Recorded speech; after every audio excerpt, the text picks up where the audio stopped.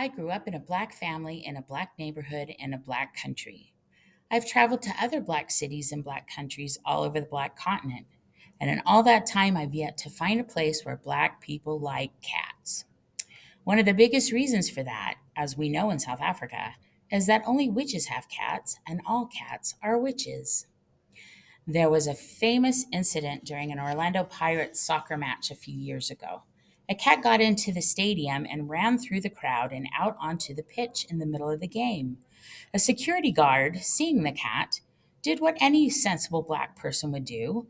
He caught the cat and, live on TV, he beat it to death with a jambok, a hard leather whip. It was front page news all over the country. White people went ballistic. The security guard was arrested and put on trial and found guilty of animal abuse. He had to pay some enormous fine to avoid spending several months in jail.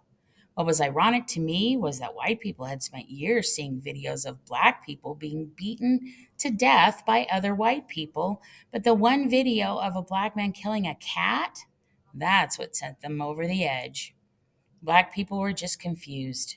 They didn't see any problem with what the man did. They were like, obviously, that cat was a witch. How else would a cat know how to get onto a soccer pitch? Somebody sent it in to jinx one of the teams. That man had to kill the cat. He was protecting the players.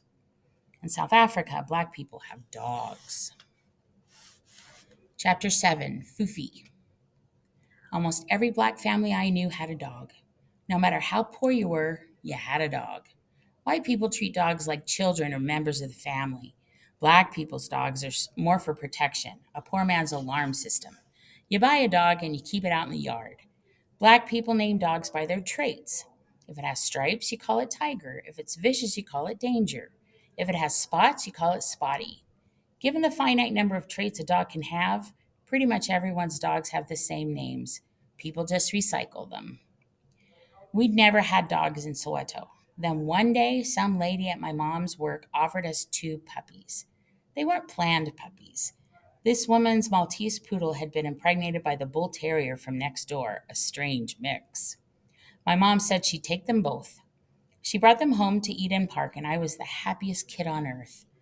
My mom named them Foofy and Panther. Foofy, I don't know where her name came from. Panther had a pink nose, so she was Pink Panther and eventually just Panther. They were two sisters who loved and hated each other. They would look out for each other, but they would also fight all the time, like blood fights, biting, clawing. It was a strange, gruesome relationship. Panther was my mom's dog. Foofy was mine. Foofy was beautiful. Clean lines, happy face. She looked like a perfect bull terrier, only skinnier because of the Maltese mixed in.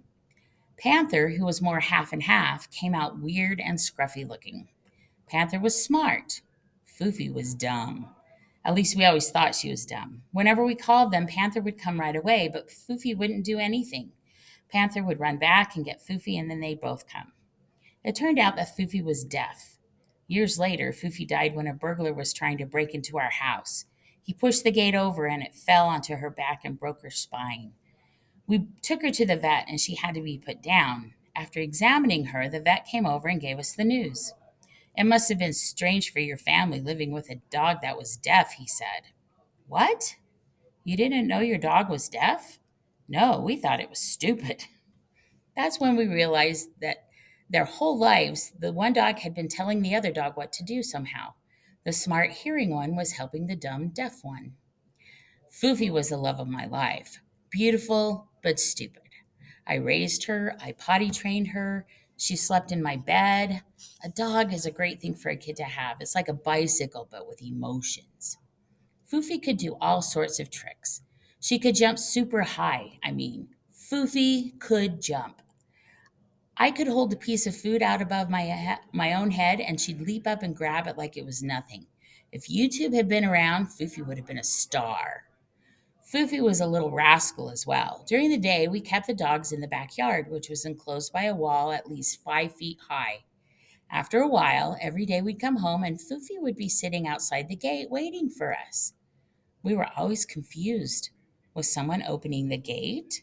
What was going on? It never occurred to us that she could actually scale a 5 foot wall, but that's exactly what was happening.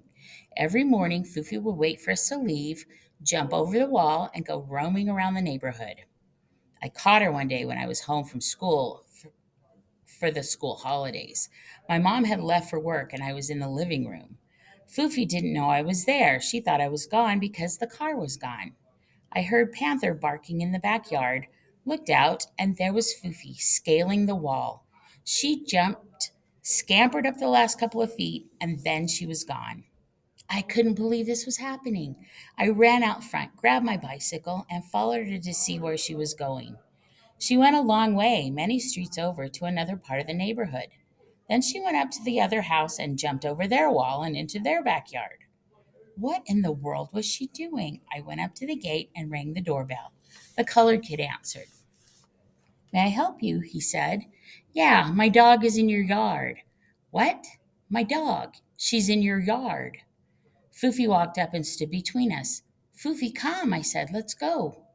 This kid looked at Fufi and called her by some other name. Spotty, go back inside the house.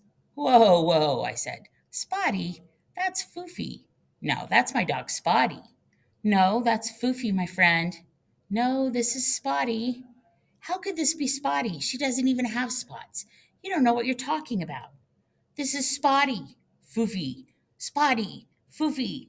Of course, since Fufi was deaf, she didn't respond to Spotty or Fufi. She just stood there. I started yelling at the kid. Give me back my dog. I don't know who you are, he said, but you better get out of here. Then he went into the house and got his mom, and she came out. What do you want? She said. That's my dog. This is our dog. Go away. I started crying. Why are you stealing my dog? I turned to Fluffy and begged her, Foofy, why are you doing this to me? Why, Foofy, why? I called to her. I begged her to come. Foofy was deaf to my pleas and everything else. I jumped onto my bike and raced home, tears running down my face. I loved Foofy so much. To see her with another boy acting like she didn't know me after I raised her, after all the nights we spent together, I was heartbroken. That evening, Foofy didn't come home. Because the other family thought I was coming to steal their dog, they had decided to lock her inside so she couldn't make it back the way she normally did, to wait for us outside the fence. My mom got home from work. I was in tears. I told her Foofy had been kidnapped. We went back to the house. My mom rang the bell and confronted the mom. Look, this is our dog. This lady lied to my mom's face. This is not your dog. We bought this dog. You didn't buy the dog. It's our dog. They went back and forth. This woman wasn't budging, so we went home to get evidence, pictures of us with the dogs, certificates from the vet. I was crying the whole time, and my mom was losing her patience with me.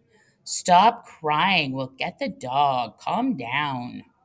We gathered up our documentation and went back to the house. This time we brought Panther with us, a part of the proof. My mom showed the lady the pictures, and the information from the vet. She still wouldn't give us Foofy. My mom threatened to call the police. It turned into a whole thing. Finally, my mom said, Okay, I'll give you 100 rand. Fine, the lady said. My mom gave her some money and she brought Foofy out.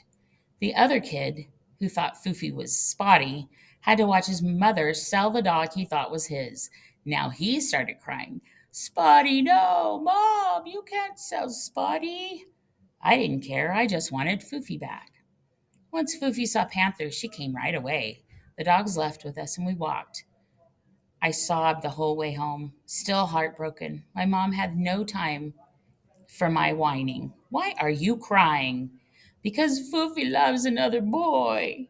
So, why would that hurt you? It didn't cost you anything. Foofy's here. She still loves you. She's still your dog. So get over it. Foofy was my first heartbreak. No one has ever betrayed me more than Foofy. It was a valuable lesson. The hard thing was understanding that Foofy wasn't cheating on me with another boy. She was merely living her life to the fullest. Until I knew that she was going out on her own during the day, her other relationship hadn't affected me at all. Foofy had no malicious intent. I believed that Foofy was my dog, but of course that wasn't true. Fufi was a dog. I was a boy. We got along well. She happened to live in my house. That experience shaped what I've felt about relationships ever since. You do not own the thing that you love.